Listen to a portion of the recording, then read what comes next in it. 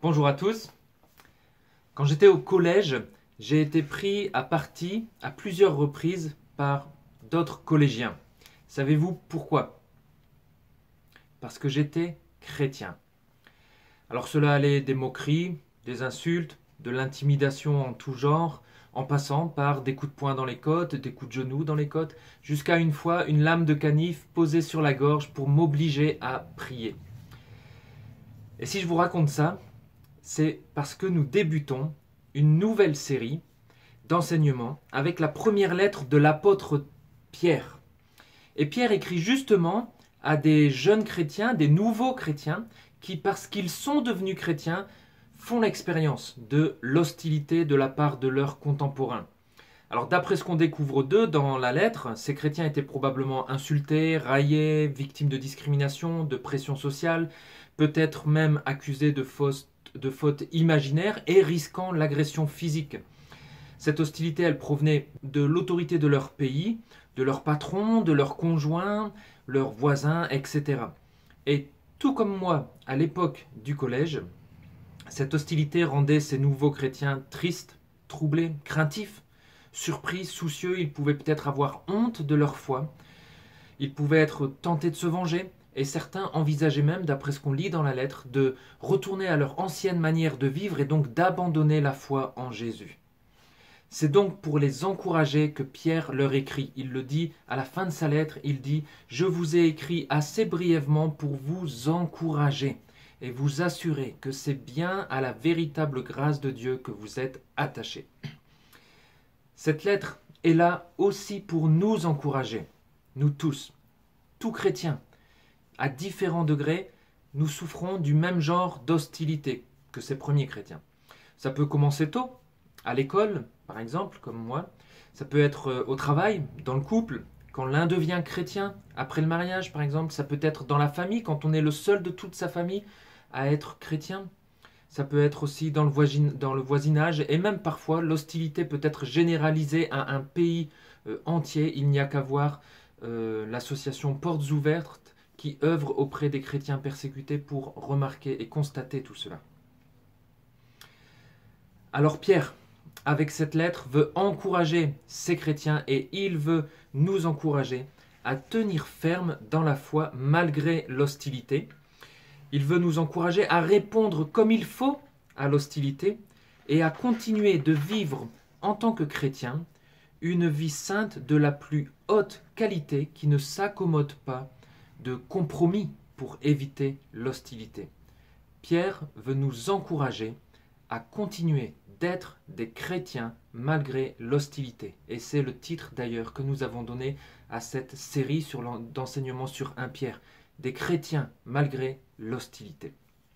Alors je vous invite maintenant à lire et écouter le premier passage de cette lettre que nous allons découvrir ensemble. Donc c'est première lettre de Pierre, chapitre 1, les versets 1 à 12. On va y découvrir le premier encouragement que Pierre nous donne.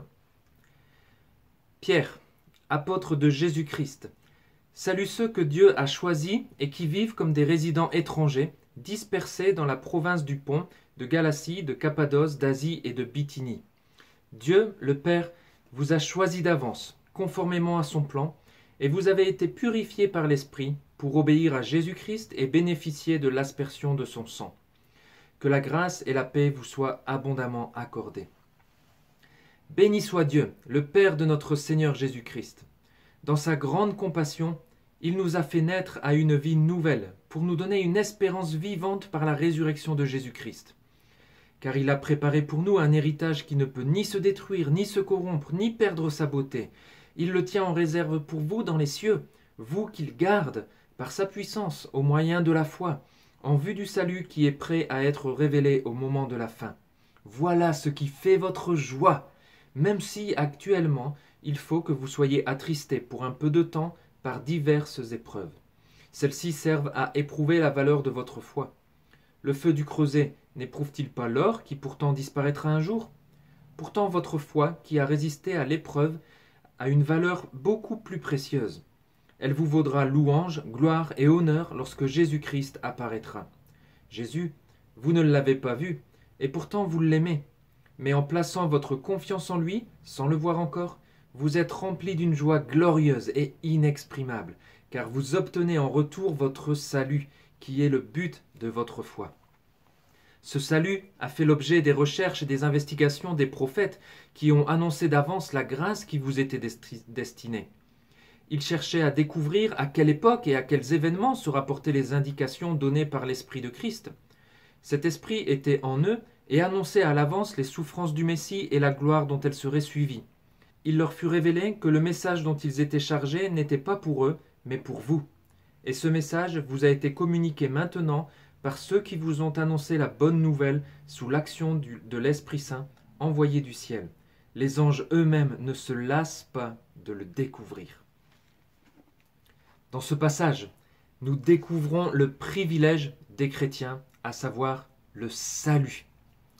Et tout ce passage nous enseigne en gros une seule chose qu'on pourrait résumer ainsi: malgré l'hostilité, regardons à notre si grand salut. Malgré l'hostilité, regardons à notre si grand salut. On découvre dans ce passage beaucoup de choses sur le salut, des choses merveilleuses, et on va les parcourir ensemble. Et en découvrant ces choses merveilleuses sur le salut, il y a 4 réactions, 4 applications à laquelle nous sommes finalement appelés. La première application est la suivante: réfugions-nous dans notre salut. On voit ça avec les versets 1 à 2. Dans ces premiers versets, Pierre parle des chrétiens comme ceux que Dieu a choisis, mais qui vivent comme des résidents étrangers. Alors certes, là Pierre nous dit qu'ils sont dispersés dans plusieurs régions de la Turquie actuelle environ, et Pierre les mentionne d'ailleurs ces régions, et on pourrait dire donc que ce sont des réfugiés. Mais être des résidents étrangers, là dans la bouche de Pierre, ça va plus loin aussi que juste être des réfugiés. Le verset 2 précise que les chrétiens ont été purifiés par l'Esprit, ou consacrés, sanctifiés par l'Esprit. C'est l'idée en fait qu'en étant choisis par Dieu, les chrétiens sont mis à part de ce monde pour Dieu. En étant choisis par Dieu pour faire partie de son peuple, de son Église, de fait, les chrétiens deviennent des étrangers dans ce monde. Et c'est cet état de choisi par Dieu et donc d'étrangers sur Dieu qui implique parfois des conflits, des tensions, même en nous-mêmes, et de l'hostilité. On sent, on est dans ce monde, mais en même temps, il y a un autre monde. On appartient à un autre monde. Est-ce que vous avez déjà ressenti ce conflit? Le véritable foyer des chrétiens n'est pas sur terre, il est au ciel. Sur terre, nous sommes des réfugiés. Alors comme des réfugiés, ces 2 premiers versets nous invitent: réfugions-nous dans notre salut. Et Pierre, au verset 2, là, nous donne un concentré justement du salut, un concentré du salut dans lequel on peut se réfugier. Et voici ce qu'on découvre dans ce concentré de salut. On apprend, premièrement, dans ce salut, que les chrétiens, ceux auxquels Pierre parle, mais aussi tous les chrétiens d'aujourd'hui, les chrétiens sont choisis d'avance par Dieu le Père, conformément à son plan. Donc le salut commence par un acte de l'amour souverain de Dieu. C'est pas parce que mes parents ont choisi que je sois chrétien, c'est pas parce que dans mon pays on est chrétien que je suis chrétien, c'est parce que Dieu nous a choisis d'avance conformément à son plan. Dans l'hostilité, est-ce que c'est pas encourageant de nous rappeler que c'est par amour que Dieu nous a choisis? C'est un acte de l'amour souverain de Dieu, ce n'est pas du hasard. Il nous a choisis par amour et rien ne nous séparera de cet amour, même pas l'hostilité. Tout chrétien fait partie de son plan, Dieu est maître de son plan, l'hostilité ne viendra pas mettre à mal son plan. Réfugions-nous dans cette vérité du salut. La deuxième vérité de ce concentré de salut qu'on apprend, c'est que les chrétiens ont été purifiés par l'Esprit. On en a déjà parlé un peu. En gros, dans notre salut, cet acte de purification par l'Esprit nous retire du péché et nous met à part pour Dieu. Cette purification nous enlève des ténèbres et nous fait passer dans la lumière. Elle nous arrache à l'incrédulité, au fait qu'on ne croit pas, pour nous confier à la foi. Elle nous arrache aux griffes de la mort pour nous confier aux grâces de la vie. Même si sur terre, nous n'en avons pas toujours l'impression, à cause de l'hostilité, par exemple, les chrétiens sont du bon côté vis-à-vis de Dieu. Un jour, nous verrons Dieu et nous serons dans sa présence éternellement, parce que nous sommes purs grâce à Jésus. Réfugions-nous dans cette vérité du salut. La troisième vérité, c'est que Pierre nous apprend que l'obéissance à Jésus-Christ est le fruit de notre salut. Le privilège des chrétiens, le salut, s'accompagne aussi de responsabilités. Et c'est ce qu'on découvrira à partir de la semaine prochaine. Pierre va insister à plusieurs reprises sur ces responsabilités de choisis, de chrétiens, parce que c'est peut-être sur cet aspect que l'hostilité a le plus d'impact. Parce que si je risque les insultes, je ne vais peut-être pas témoigner, je ne vais peut-être pas obéir à Jésus-Christ, parce qu'au moins comme ça, je n'aurai pas les hostilités, vous voyez. Donc c'est vrai, nous ne sommes pas parfaitement et complètement obéissants à Christ, mais néanmoins purifiés par l'Esprit et aidés par l'Esprit. Nous, chrétiens, nous sommes appelés à obéir à Jésus-Christ. Et plus nous obéissons à Jésus-Christ, même dans l'hostilité, plus nous avons l'assurance que notre salut est véritable. À chaque fois qu'on obéit, c'est une réassurance que oui, notre salut est véritable. Réfugions-nous aussi dans cet aspect du salut. Et le dernier aspect du salut qu'on découvre dans ce concentré de salut, c'est qu'on peut se réfugier dans notre salut malgré l'hostilité parce que les chrétiens bénéficient de l'aspersion du sang de Christ. Alors il y a presque 2000 ans que le sang de Christ a été versé une fois pour toutes, et pourtant, chaque personne qui goûte au salut, à ce privilège du salut, aujourd'hui encore, bénéficie du sang de Christ. À savoir, par exemple, l'adoption dans la famille de Dieu, même si parfois l'hostilité fait que nous sommes seuls peut-être parfois dans une cellule de prison, nous savons que nous appartenons à une famille, la famille de Dieu. À savoir aussi comme bienfait le pardon des péchés, même si parfois l'hostilité me fait désobéir, le sang de Jésus continue de me purifier, et ce sang continuera de me purifier et de me donner le désir d'obéir au Seigneur chaque jour. Réfugions-nous dans ce bienfait du salut. Si nous faisons face à l'hostilité parce que nous sommes chrétiens, ou si un jour nous allons faire face à l'hostilité parce que nous sommes chrétiens, voici une première application de tout ce passage. Lorsqu'on regarde à notre si grand salut, réfugions-nous dans les vérités de notre si grand salut. Malgré l'hostilité, toutes ces vérités demeurent et elles nous aident à affronter l'hostilité. La deuxième application qu'on découvre de tout ce passage et avec tout ce qu'on découvre sur le salut est la suivante: bénissons Dieu pour notre salut.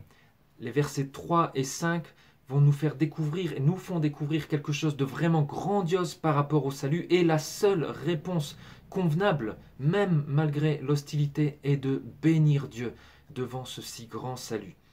Dans les versets 3 à 5, Pierre nous rappelle que notre salut découle de la grande compassion, de la grande miséricorde de Dieu. Et derrière ces mots, compassion, miséricorde, il y a le fait que Dieu voit notre condition. Il voit que nous sommes des misérables et pitoyables pécheurs. Est-ce qu'on est bien au clair, nous-mêmes, sur notre condition? Parce que plus on comprend qui nous sommes devant Dieu, plus on découvre combien grand est son salut. Dieu donc connaît notre condition. Il sait que de nous-mêmes, nous ne pouvons rien faire pour notre salut. Est-ce que nous sommes aussi au clair là-dessus? Notre salut ne découle en rien de ce que nous faisons ou de ce que nous méritons. Dieu sait tout cela et, dans sa grande compassion, Dieu choisit de nous accorder la vie éternelle en nous faisant naître à une vie nouvelle. Autrement dit, en nous faisant naître de nouveau. C'est ce que dit Pierre. Et ça, c'est juste énorme. Pour bien comprendre la grandeur de notre salut, il est important de bien comprendre ce qu'est la nouvelle naissance dont Pierre parle ici et dont Jésus parle aussi avec Nicodème dans l'évangile de Jean au chapitre 3. Être né de nouveau, C'est pas une étiquette, comme parfois on pourrait l'entendre, notamment peut-être aux États-Unis. C'est pas une étiquette pour définir un groupe particulier de chrétiens, comme il y aurait les chrétiens catholiques, les chrétiens baptistes, les chrétiens pentecôtistes, les chrétiens nés de nouveau, les chrétiens, etc., etc. Non, c'est pas une étiquette, être né de nouveau. Être né de nouveau, c'est pas non plus équivalent à ce dont on entend beaucoup parler en ce moment, notamment dans les religions, les spiritualités plutôt alternatives, et parfois même dans l'idéologie écologique, où on parle d'éveil de la conscience. L'éveil de la conscience, ça sonne très spirituel, d'ailleurs même parfois ils utilisent le terme renaissance spirituelle, mais ça n'a rien à voir avec ce dont Pierre et Jésus parlent lorsqu'ils parlent de nouvelle naissance. Être né de nouveau, c'est donc faire l'expérience de la nouvelle naissance, c'est comme le disait Pierre au verset 2, être purifié par l'Esprit et donc avoir une vie nouvelle et éternelle. Mais ce qu'il faut bien noter, et ce que nous dit ce passage, ce que nous montre ce passage, les versets 3 à 5, c'est que cette nouvelle naissance, c'est Dieu et uniquement Dieu qui nous la donne. Nous n'y sommes absolument pour rien. La nouvelle naissance, c'est un don de Dieu. Nous sommes incapables de nous faire naître de nouveau, de nous faire renaître à la vie spirituelle, tout comme un bébé est incapable de se donner naissance lui-même, de se donner la vie biologique lui-même. Nous ne pouvons absolument pas nous sauver nous-mêmes. C'est Dieu qui fait le premier pas. Il suscite, il éveille, il vient à notre rencontre dans son grand amour pour réaliser son œuvre, la nouvelle naissance. Et c'est réellement un cadeau, un privilège, une grâce qu'il nous fait. Encore plus lorsqu'on sait et qu'on comprend qu'on a besoin de cette nouvelle naissance pour entrer dans le royaume de Dieu. Comme de base, nous sommes spirituellement morts à cause de notre péché, nous avons besoin de la nouvelle naissance pour que Dieu nous rétablisse dans une condition sainte et irréprochable, une condition qui nous permettra d'entrer dans son royaume et de nous tenir devant lui. Sans la nouvelle naissance, il est impossible de rentrer dans le royaume de Dieu. Sans la nouvelle naissance, c'est l'enfer qui nous attend. On a besoin de cette nouvelle naissance. Mais on n'a aucune prise sur cette nouvelle naissance. Nous ne la contrôlons pas. C'est Dieu qui nous la donne. Et un jour, pour illustrer cette vérité à mes enfants, à mes filles, je m'étais mis en haut d'un escalier et elles étaient en bas. Et je leur ai dit qu'elles devaient me rejoindre sans toucher l'escalier. Alors je les ai laissées un peu cogiter, chercher la solution, etc. Mais elles n'ont pas trouvé. Parce que de leur côté, on est d'accord, il n'y avait aucune solution pour qu'elles me rejoignent en haut de l'escalier sans toucher l'escalier. En fait, la seule façon pour qu'elles me rejoignent en haut sans toucher l'escalier, c'est que moi, dans mon grand amour pour elles, parce que je veux qu'elles soient avec moi, je descends de l'escalier, je les prenne dans mes bras et je les emmène avec moi. Elles arrivent comme ça, en haut de l'escalier, sans toucher l'escalier. La nouvelle naissance, c'est ça. En tant qu'être humain, pécheur, nous sommes incapables de venir à Dieu sans son intervention surnaturelle. Dans sa grande compassion, Dieu vient à nous et nous appelle à lui. Il nous donne la vie, il nous rend vivants et nous lui appartenons pour toujours. Et puisque c'est lui qui a fait ça pour moi, je suis sûr et certain que je lui appartiens pour toujours. Jamais il ne me remettra en bas de l'escalier. Par contre, si j'ai quoi que ce soit à voir avec mon salut dans ma nouvelle naissance, alors je ne suis pas sûr qu'un jour, par moi-même, je ne redécide pas de redescendre l'escalier. Mais béni soit Dieu, c'est lui et uniquement lui qui me fait naître de nouveau. Vous voyez maintenant l'ampleur de ce salut. Alors de cette nouvelle naissance découle forcément une vie nouvelle, une nouvelle vie, qui se vit déjà ici-bas, avec un nouveau mode de vie, par exemple, qui correspond à celui des chrétiens, et qui est différent de celui des non-chrétiens. On en parlera à partir de la semaine prochaine. Mais pour l'instant, ce que nous dit Pierre ici, et pour nous encourager dans l'hostilité, Pierre nous énumère quelques bienfaits qui découlent directement de cette nouvelle naissance, et pour lesquels Dieu est béni aussi. Le premier bienfait qui découle de cette nouvelle naissance, c'est que Dieu nous donne une espérance vivante par la résurrection de Jésus-Christ. Notre monde n'offre pas beaucoup d'espoir, ou alors des espoirs bien vains et rapidement morts. Regardez, par exemple, on espérait tous qu'avec les vaccins, on pourrait se sortir de la crise, etc. Et là, avec la multiplication des variants, on commence à se demander que vont faire les vaccins vraiment. Mais le salut de Dieu nous offre une espérance vivante. Vivante parce qu'au fil de ma vie chrétienne, cette espérance va grandir, va se consolider, va être de plus en plus forte. Vivante parce que Jésus est vivant. Vivante parce que même la mort qui pourrait être causée par l'hostilité ne mettra pas fin à cette espérance, puisque le chrétien qui meurt en Jésus-Christ possède la vie éternelle. Une telle espérance vivante nous console et nous permet de persévérer malgré l'hostilité. Béni soit Dieu pour cette espérance vivante. Le deuxième bienfait qui découle de la nouvelle naissance, c'est que Dieu tient en réserve pour nous, dans les cieux, un héritage qu'il a préparé pour nous. Un héritage qui ne ressemble rien aux héritages terrestres. Tous les héritages terrestres peuvent se périmer, se souiller, être altérés par le temps, perdre de leur valeur et même être volés par quelqu'un d'autre. Et on regarde souvent en fait à nos possessions terrestres comme des choses auxquelles on tient énormément. Et parfois l'hostilité peut nous faire perdre ces choses d'un seul coup. Alors dans l'hostilité, au lieu de regarder à un héritage terrestre qu'on va peut-être perdre, regardons et patientons après notre héritage céleste. Celui-ci ne peut pas se détruire, ni se corrompre, ni perdre sa beauté. C'est un héritage glorieux.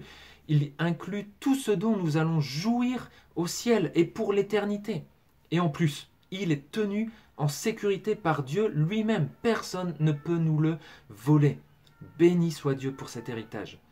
Et troisième bienfait de la nouvelle naissance, les chrétiens sont gardés par la puissance même de Dieu au moyen de la foi pour le salut complet qui est prêt à être révélé au moment de la fin. Pierre redit cette vérité au verset 9.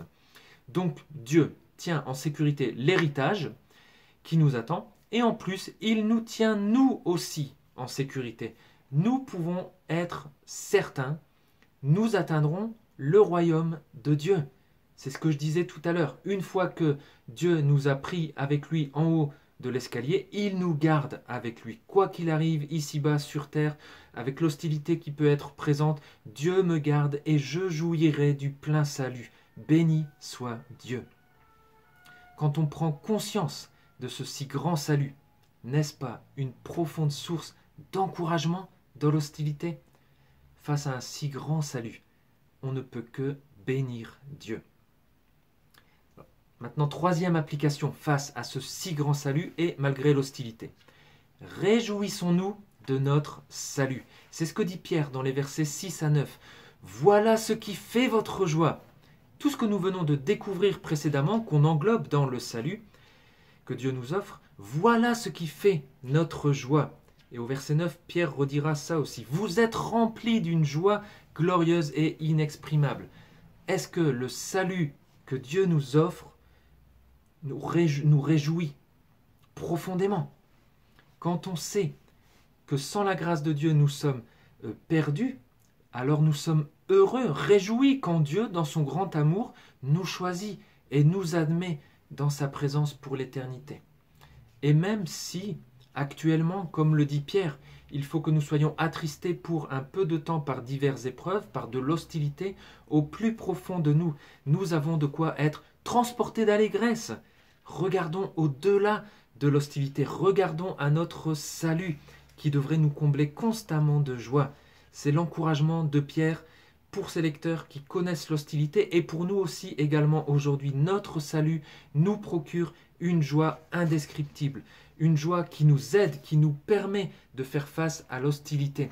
À la lumière de notre salut, les épreuves terrestres ne peuvent pas faire de l'ombre à notre joie. Les joies de ce monde peuvent disparaître. L'hostilité peut nous en priver. Mais la joie de notre salut, elle, ne disparaît pas. L'hostilité ne peut pas nous en priver. Réjouissons-nous. Et maintenant, il nous faut aussi dire quelques mots quand même sur les épreuves, parce que Pierre en parle. Mais ici, même ces épreuves peuvent nous réjouir. Tout d'abord, il faut voir que Pierre ne semble pas inclure dans les épreuves de la vie commune à tous les hommes, telles que les catastrophes naturelles, la maladie ou la mort. La Covid-19 n'entre donc pas forcément dans les épreuves auxquelles Pierre fait référence ici. Les épreuves ici font plutôt référence à l'hostilité envers les chrétiens sous ses différentes formes et différents degrés d'intensité, comme j'en ai déjà parlé plus tôt.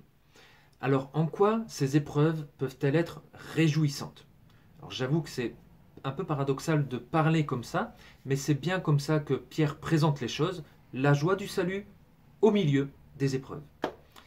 Alors, on apprend premièrement sur les épreuves que les épreuves nous attristent. Alors, ça semble évident, mais je pense, comme Pierre, qu'il faut le préciser. Parce que certains chrétiens pensent qu'il ne faudrait pas être triste dans l'épreuve, que ce n'est pas spirituel. Ils peuvent argumenter en nous parlant du salut et de la joie de notre salut, comme le fait Pierre. Mais Pierre ne nie pas la réalité de la tristesse due à l'épreuve. Ces chrétiens peuvent aussi argumenter que d'autres connaissent des épreuves bien pires que nous. Donc nous, on ne va pas s'attrister de la gnognotte qu'on est en train de vivre là. Mais ce n'est pas pour autant que l'épreuve que je vis ne me rend pas triste. Pierre ne le nie pas, les épreuves nous attristent physiquement et ou moralement. Alors en quoi c'est réjouissant, me direz-vous? Eh bien le fait de ne pas nier la tristesse de l'épreuve rend éclatante la joie de notre salut. S'il n'y a pas de tristesse dans l'épreuve, alors l'éclat de la joie de notre salut est amoindri. Il y a moins de contraste, vous voyez. Mais puisqu'il y a de la tristesse dans l'épreuve, alors le contraste avec la joie du salut est plus grand, il est flagrant. Et cette joie du salut est vraiment glorieuse. Prenons un exemple. Quelqu'un qui traverse une épreuve, mais qui ne souffre pas, qui n'est pas triste et qui dit « mais je suis dans la joie à cause de mon salut ». L'autre peut lui répondre « bah ouais, mais en même temps, tu n'as pas mal, tu ressens rien, tu n'es pas triste, donc il n'y a rien d'étonnant en fait à ce que tu gardes la joie, à ce que tu sois dans la joie ». Par contre, quelqu'un qui traverse l'épreuve et qui en souffre, mais qui malgré ça connaît la joie du salut, là l'autre pourrait lui dire « waouh, mais comment fais-tu? Ce que tu vis est dur, douloureux, et pourtant tu me dis que tu es joyeux en Christ, je ne comprends pas. » Donc ainsi même l'épreuve est réjouissante. Deuxièmement, on apprend que les épreuves sont diverses. Donc ce n'est pas parce qu'on a déjà surmonté une épreuve que nous les vaincrons tous. Il y aura différentes formes d'épreuves. Il y a diversité d'épreuves. Mais là où cette diversité d'épreuves est réjouissante, c'est que Dieu adapte finalement chacune de ces épreuves à nos forces et à nos besoins. Il y a un autre passage dans la Bible qui dit ça. L'épreuve n'ira pas au-delà de nos forces. Donc réjouissons-nous. L'épreuve ne va pas au-delà de nos forces. Dieu l'adapte aussi dans cette diversité d'épreuves.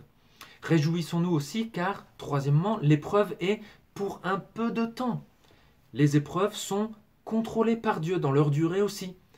Mais elles sont aussi pour un peu de temps parce que si on compare ça avec le temps que nous passerons dans l'éternité sans épreuve, eh ben notre temps sur terre est nul statistiquement. Les épreuves actuelles sont vraiment limitées dans le temps. Et en cela aussi, nous pouvons nous réjouir. Et enfin, quatrièmement, et peut-être le plus paradoxal, réjouissons-nous parce que les épreuves sont nécessaires pour notre foi. Ici, Pierre le dit, il dit actuellement, il faut que vous soyez attristés pour un peu de temps par diverses épreuves. Il le faut.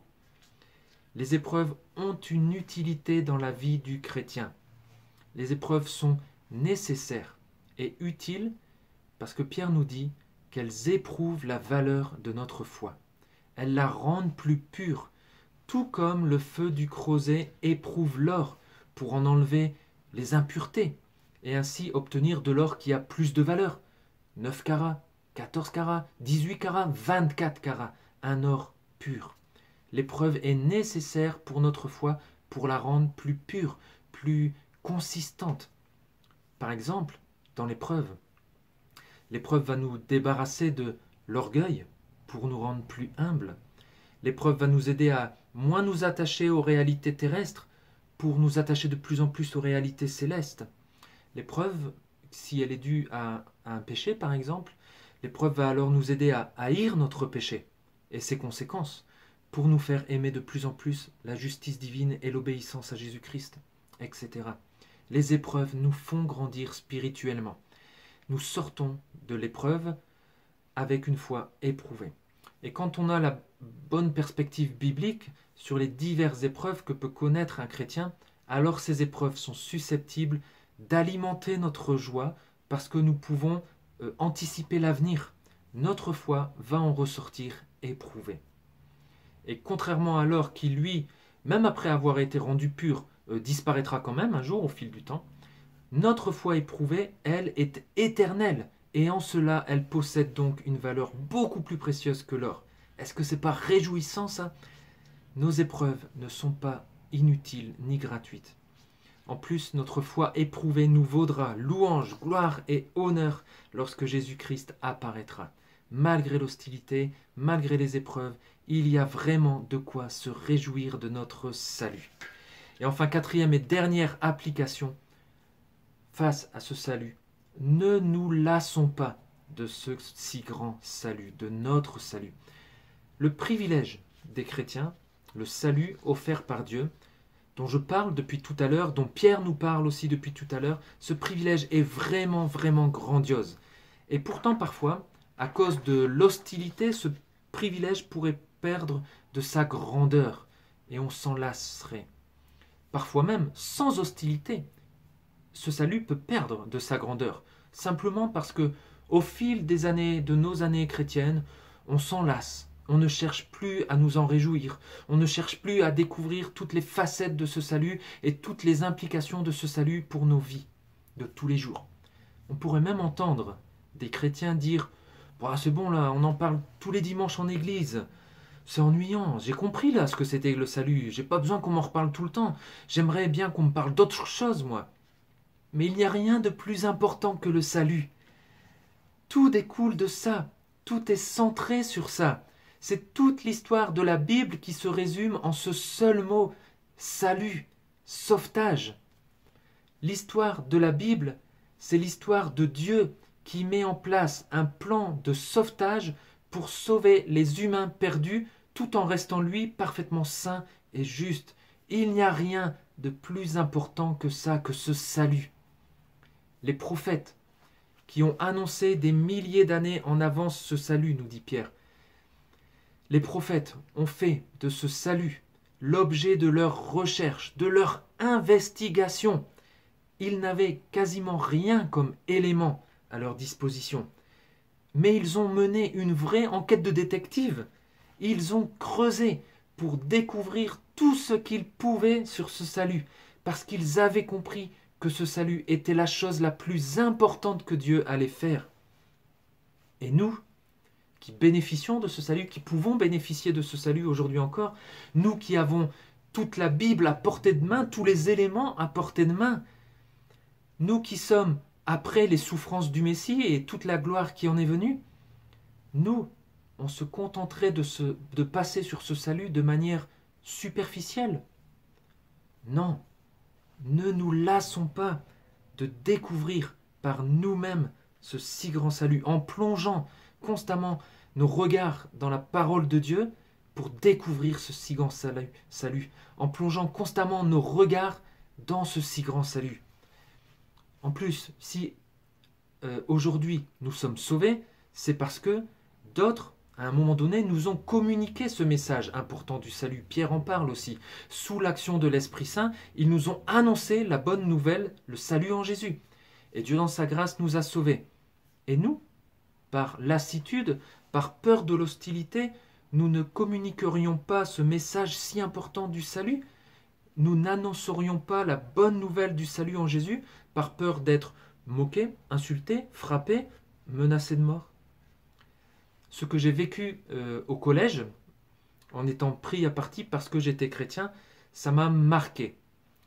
Et je vous avoue que parfois, particulièrement avec certaines personnes, du coup, j'ai peur d'annoncer la couleur, j'ai peur de dire « je suis chrétien, je vais vous parler du salut, etc. » Mais je veux prendre pour moi ces encouragements de l'apôtre Pierre. Malgré l'hostilité, Jean-Daniel, ne te lasse pas du salut. Ne te lasse pas de communiquer le message le plus important au monde. Ne te lasse pas de l'annoncer dans toutes les occasions qui sont devant toi. Et vous, qu'allez-vous faire de ce si grand salut? Ce salut est tellement grandiose que même les anges eux-mêmes ne se lassent pas de découvrir ce salut. Pierre termine en disant ça. Et est-ce que vous savez pourquoi? Parce que parmi les anges, la Bible nous apprend qu'il y a aussi des anges élus et des anges perdus. Mais Dieu n'a pas prévu de sauver les anges perdus. Ils resteront perdus à tout jamais. Par contre, il a prévu de sauver des hommes perdus. C'est tellement grandiose que les anges ne se lassent pas de découvrir ce que Dieu a fait pour des humains. C'est tellement grandiose que quand un homme perdu est sauvé par Dieu, les anges se réjouissent au ciel. Ils sont fascinés de ce salut et ils glorifient Dieu à cause de ce salut. Alors, mes frères et sœurs en Christ, vous qui êtes nés de nouveau, malgré l'hostilité, ne nous lassons pas du salut et bénissons Dieu. Voilà notre plus grand privilège en tant que chrétiens, même au milieu de l'hostilité, le salut que Dieu nous offre en Jésus par l'Esprit. Regardons sans cesse à ce si grand salut. Et à partir de la semaine prochaine, nous découvrirons comment ce si grand salut transforme nos vies de tous les jours. Que Dieu nous bénisse et bénissons Dieu durant la semaine de ce si grand salut.